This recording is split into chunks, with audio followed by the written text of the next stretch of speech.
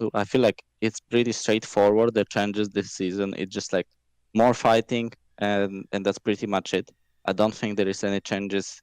I mean, there is not many changes with items. There is not many changes with the mechanics of the game. It just feels like objectives are easier to take, which means worse teams can have easier way of snowballing the game.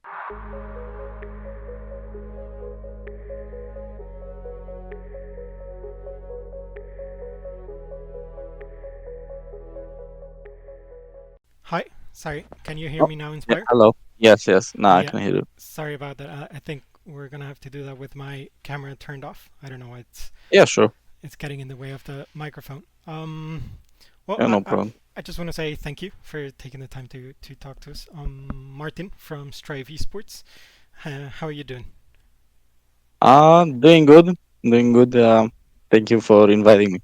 Yeah, no, thank you. Now, before we get into any specifics, I would like to get your initial thoughts on the new season of League and how you expect it might affect pro play.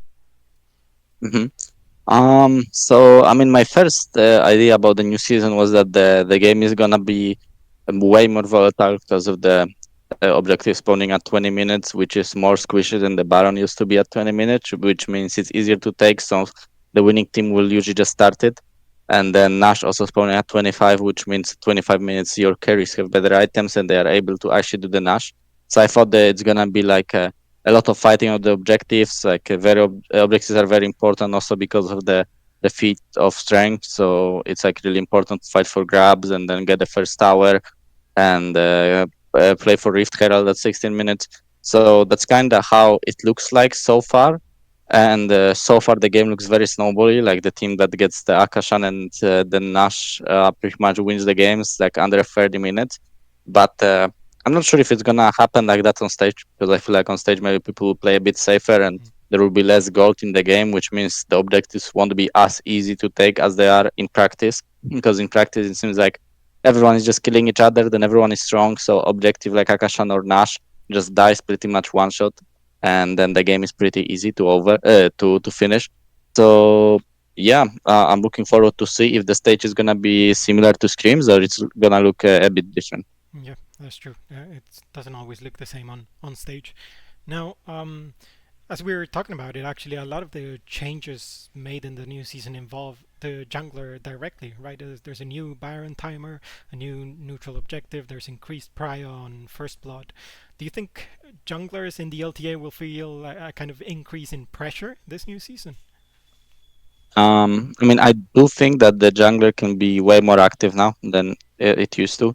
I feel like the game doesn't really exist that much for the jungler, especially like past 16 minutes, because at 16 minutes you have Herald that usually teams play for.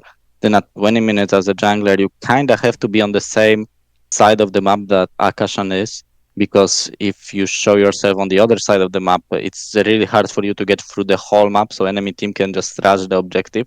So it seems like you just have to show up on the objectives and be ready to fight all the time, which means that you don't really have time to like either farm too much or try to look for peaks on side lane and stuff like that. It's more like you are forced to team fight. So maybe people that are better at team fighting and like having better mechanics in the skirmishes will like the meta more.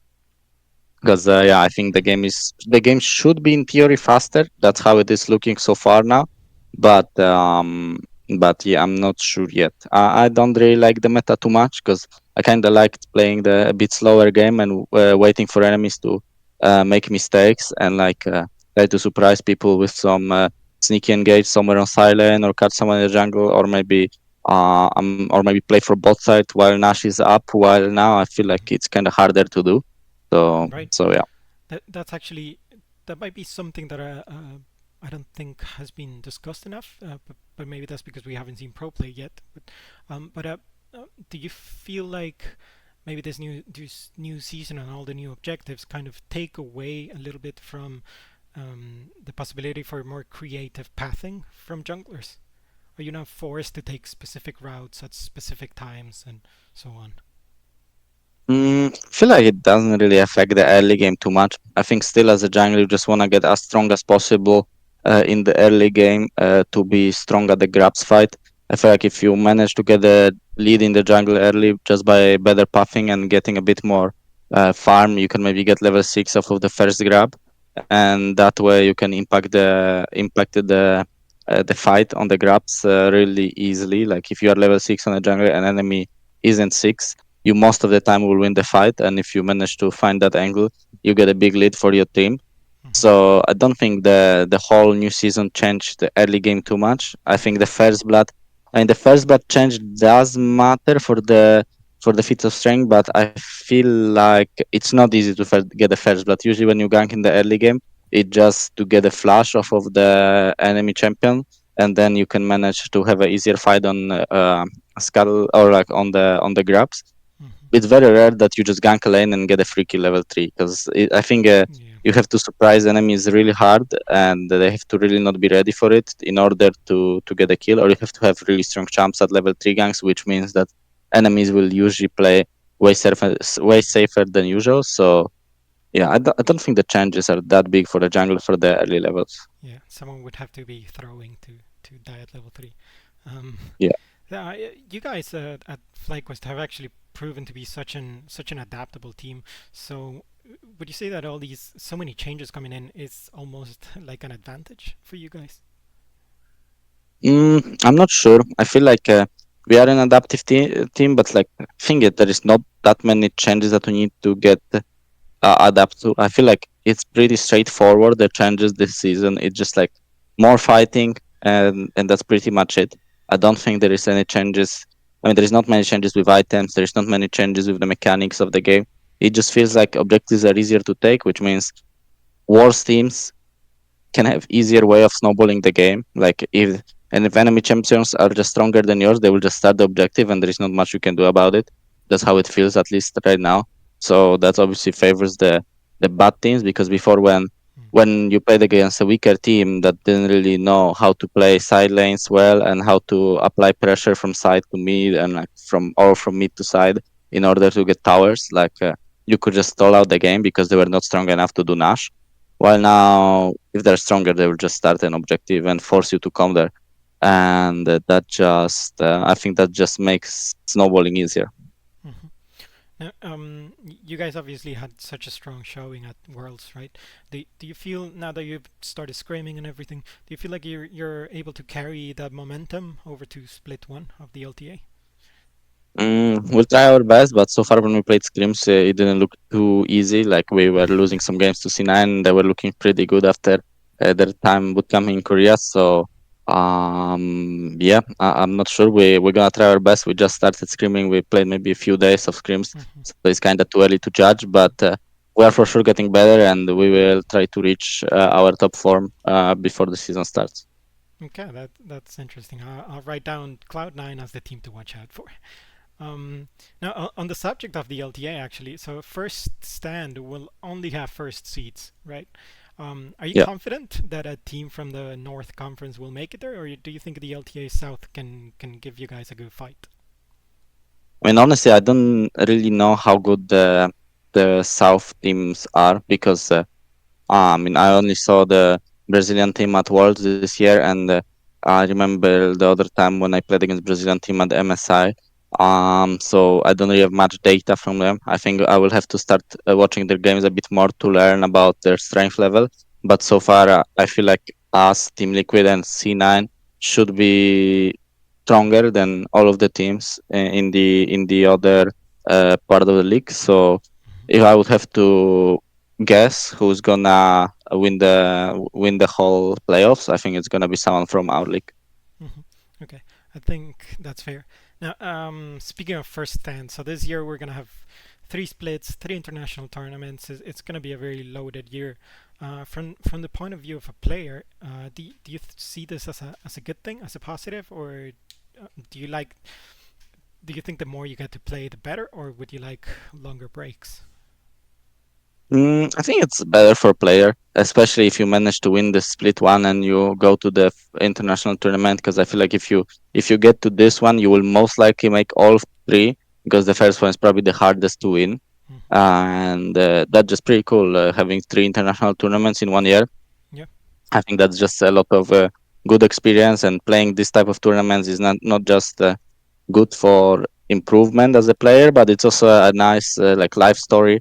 Mm-hmm. Traveling to all these countries and playing tournaments, it's just really fun. So the more we get to travel and play those international tournaments, the better it is for me at least. So I'm happy about the changes, and I'm looking forward to them.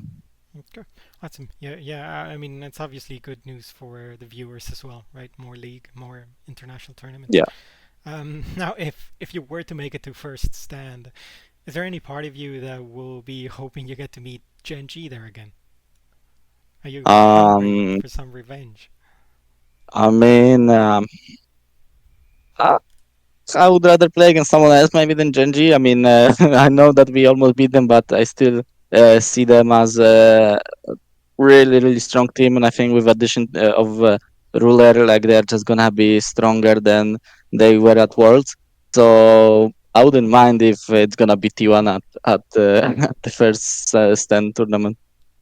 Okay. Now, I before we go, I just have one more question for you, Inspired. You mentioned Cloud9 looking good, right?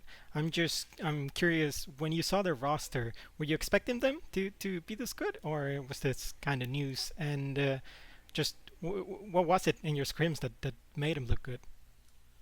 I think they just had more direction in the game. I felt like the old Cloud9, I could tell the way they were playing. They just didn't have a captain in the game, someone that would call the shots and like be responsible for the whole game. And it seems like Sven is just doing it very well. Like I don't really know like what's going inside the team, but just the way they play, it seems to me that Sven is involved in every play, which means that he might be the one calling for most of the plays. Like he's either involved in the rotation or swaps, or if some team is making the play somewhere, he's not overextended on the other side, which means that he might be the guy that is putting a lot of effort into the game.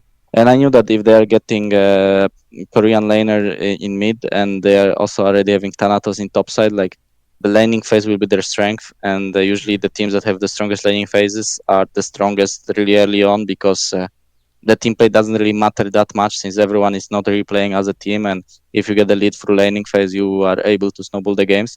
And yeah, and I think Korean players are usually getting worse with the time passing. Like playing in an A, they are not used to the fact that they can't really practice solo queue at all. They can only play in scrims, and other than that, there is not really much time to practice here. So they still are fresh, coming straight from Korea. But I think with time passing on, a lot of Korean players are just getting worse. So I knew that Cloud9 might start hot, especially because they went for the boot camp right when the Yeah. like right before the everyone came back to practice. So they are for sure warm, and it's not like I got too scared of them. I think they are just prepared well for the split, but I think we can easily catch up and be able to beat them. Okay. Awesome. Thank you so much, Inspired. Thank you for taking the time to talk to us, and just best of luck for Split 1. Thank you. Bye bye.